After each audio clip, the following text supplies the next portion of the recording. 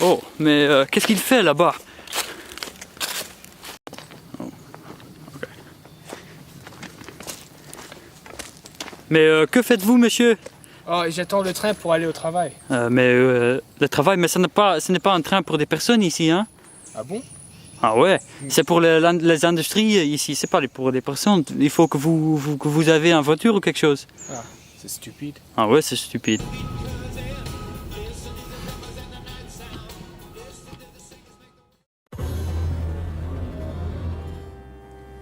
Qui d'entre vous aime être dans un bouchon? Pas trop, je crois. Le bouchon nous rend fâchés et en colère parce qu'on sait qu'on perd du temps. Mais sont-ils inévitables?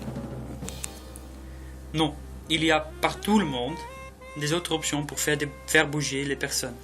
Mais ici à Chapel Hill, Scarborough et partout dans la Caroline du Nord et aux États-Unis, sauf des grandes villes comme Chicago et New York, ces options sont pour la majorité pas là. À Bruxelles, par exemple, il y a 5 différents modes de transportation. On peut prendre l'autobus, le tram, le métro ou le vélo, ou le train si on veut aller aux autres villes. Ces autres options sont meilleures que la voiture pour beaucoup de raisons.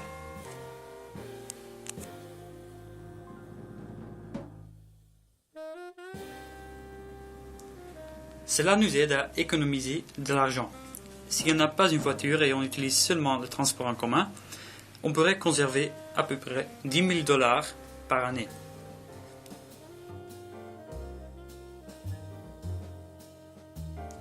L'infrastructure nécessaire pour avoir des transports en commun crée chaque an 36 000 travail pour chaque milliard de dollars investis dans le transport en commun.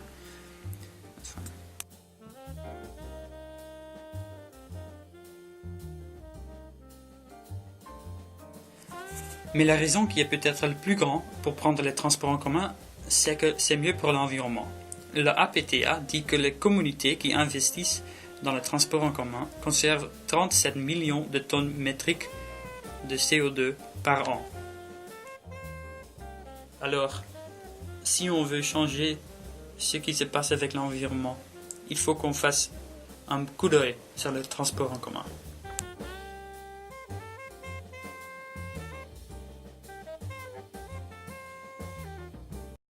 Bonjour monsieur, ça va? Oui, ça va. Ça va bien. Oui, je vais vous poser quelques questions. Alors, êtes-vous content avec les transports en commun ici à Chapel Hill? Oui et non. Ça marche très bien ici à Chapel Hill, mais si on veut sortir de la ville, il faut vraiment avoir une voiture. Il faut pas, sans une voiture, c'est très dur à sortir. Alors, on peut pas aller aux plages, quelque chose comme ça? Non. À la plage, oui. Ok, et pourquoi c'est facile ici à Chapel Hill? Je pense qu'il y a l'université qui demande les transportations pour les étudiants et c'est facile. Ouais, c'est plus facile pour les étudiants et tout ça pour aller à l'école et tout ça, oui, c'est vrai. Et en fait, c'est une très grande école aussi. Alors, pourquoi pensez-vous qu'il n'y a pas autant de transports en commun aux autres villes comme Raleigh ou Durham et tout ça? Je pense qu'il y a beaucoup moins d'argent qui sont mis dans les transports en commun dans ces villes. Et aussi, il y a des compagnies de voitures qui sont contre les transports en commun. Mais aussi, la majorité des gens aussi n'aiment pas ou préfèrent être dans leur voiture. Ouais, en fait, c'est vraiment plus facile, mais en même temps, on peut faire beaucoup de choses sur les transports en commun. Alors, et vous, alors, prenez-vous le bus pour aller au travail?